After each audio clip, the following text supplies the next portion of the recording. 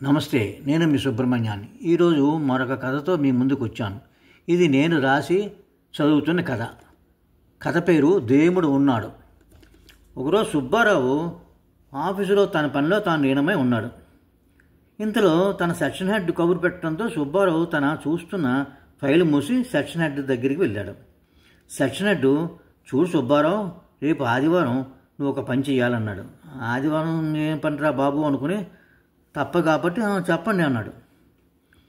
ఆదివారం తెల్లారుజామున మన రీడింగ్ దగ్గర ఒకరు పచ్చకావలకు మందు ఇస్తారట.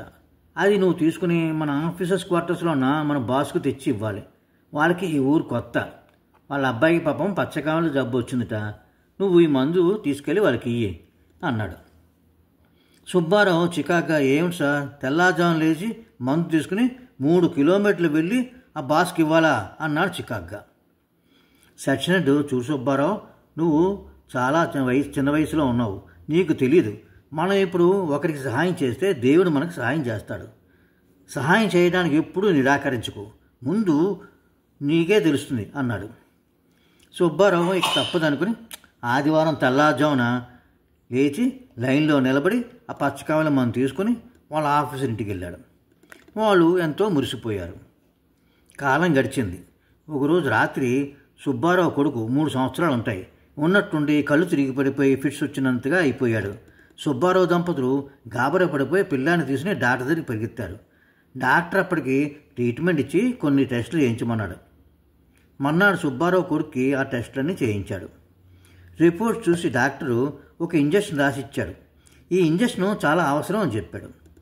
సుబ్బారావు ఆ ఇంజక్షన్ కొనడానికి మందు షాప్ వెళ్ళాడు.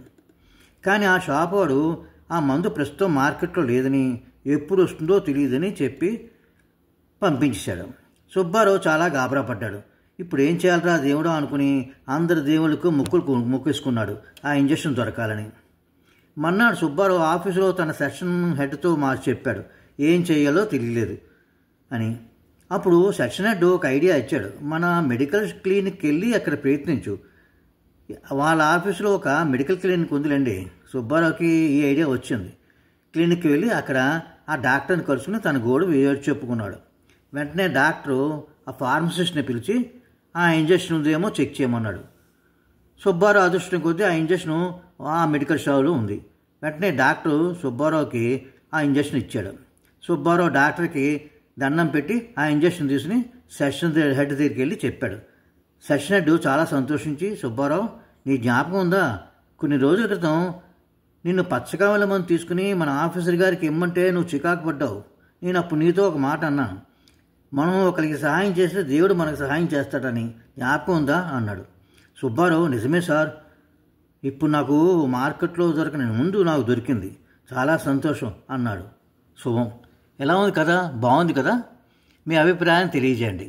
సబ్స్క్రైబ్ చేయడం మర్చిపోకండి.